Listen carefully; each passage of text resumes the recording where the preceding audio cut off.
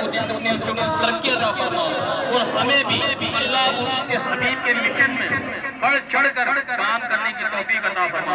इलाल आलमीन इलाके वालों पर अपना रहमतों का नुज़ूल फरमा, इन्हें पाबंद सोम और सलात बना। इन्नल्लाह व मलाइकतहु युसल्लूना अलन नबी या अय्युहल्लज़ीना आमनू सल्लु अलैहि व सल्लिमू तस्लीमा।